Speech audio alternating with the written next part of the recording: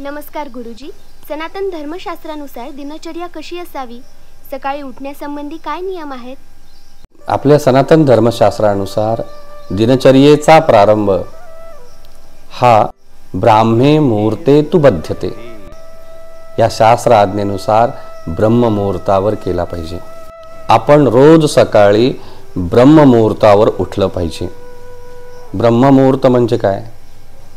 सूर्योदयापूर्वी 5 घटिका ही वेळ ब्रह्म मुहूर्ताची आहे. 1 घटिका म्हणजे 24 मिनिटे. 24 पंचे 120. सूर्योदयापूर्वी 120 मिनिटे म्हणजे 2 तास आपण झोपेतून आधी उठावं.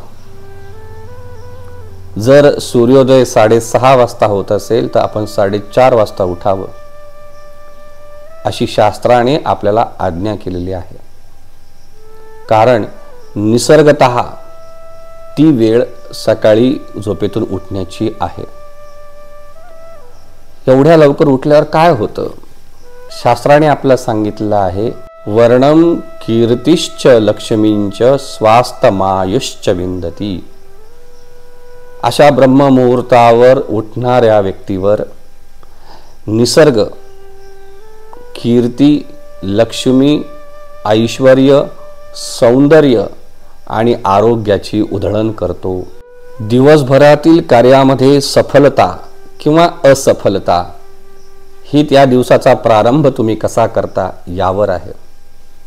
जर दिवसाचा प्रारंभ तुम्ही जागृत अवस्थेमध्ये करत असाल, दिवसाचा प्रारंभ होतो उषक कालपासून आणि या उषक काली तर तुम्ही जागृत असाल, या उषक काली जर तुम्ही आळस सोडून दिला असेल, जर दिवसाच्या प्रारंभीच तुम्ही उत्साही असाल, आनंदी असाल,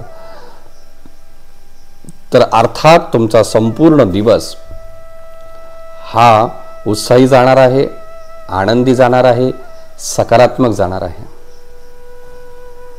सूर्य हा प्रत्येक जीवाला आरोग्य देणारा आहे आणि रोज सकाळी उषक काल हा सूर्याचा संदेश घेऊन येत असतो की आज तुमचा एक नवीन जन्म झाला आहे. आजपासून एका नवीन जीवनास तुम्ही प्रारंभ करा. कालचं अपयश, कालची हताशा, निराशा, पश्चाताप, दुःख सगळं सोडून द्या. कालचा द्वेष सोडून द्या आणि एका नव्या उमेदीने, आनंदाने, उत्साहाने तुम्ही नवजीवनास प्रारंभ करा.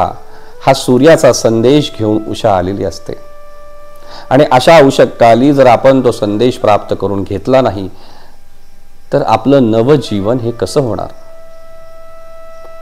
बरेच लोक आळसामध्ये झोपून राहतात, सूर्याच्या ह्या संदेशाकडे दुर्लक्ष करतात.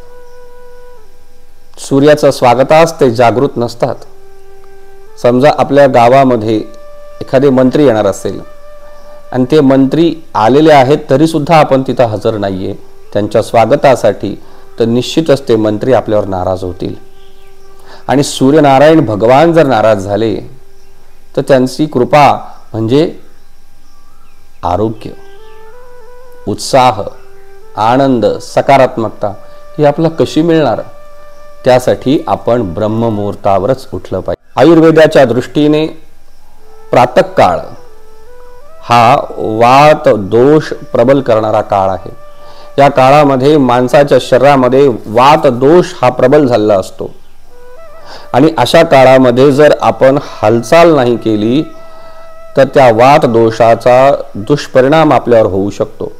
आणि म्हणून बहुधा पॅरालिसिसचे अटॅक हे पहाटेच्या वेळेसच येतात. आणि म्हणून आपल्या शरीरामध्ये निर्माण झालेला वात दोष शमवण्यासाठी आपण प्रातःकाळी उठलं पाहिजे आणि त्यावेळेस हालचाल केली पाहिजे.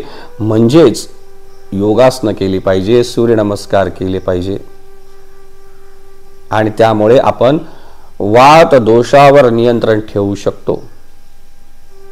आणि वात प्रबल झाल्याचा एक फायदा आपण करून घेऊ शकतो. ह्या काळामध्ये मलमूत्राचं जर विसर्जन आपण केलं तर शरीर आतून स्वच्छ होण्यासाठी, व्यवस्थित मलमूत्राचं विसर्जन होण्यासाठी आपल्याला मदत मिळणार आहे. आणि म्हणून ह्याच काळामध्ये मलमूत्राचंही विसर्जन केलं पाहिजे.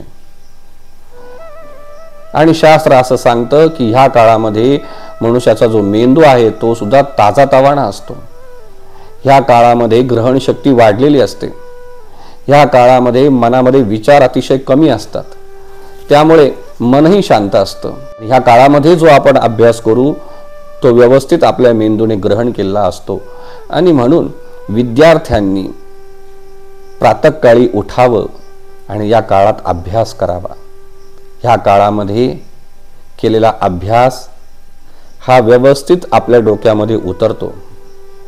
आणि म्हणून आपल्या शास्त्राने सांगितलं आहे, लवकर निजे लवकर उठे तोची धनी ज्ञानी आणि आरोग्य संपन्न बने. त्यामुळे प्रत्येकाने या ब्राह्ममुहूर्तावर उठलं पाहिजे आणि आपल्या दिवसाची सुरुवात ही आनंदी, उत्साही, सकारात्मक आणि निरोगी केली पाहिजे. राम राम जय राजा राम, राम राम जय सीता.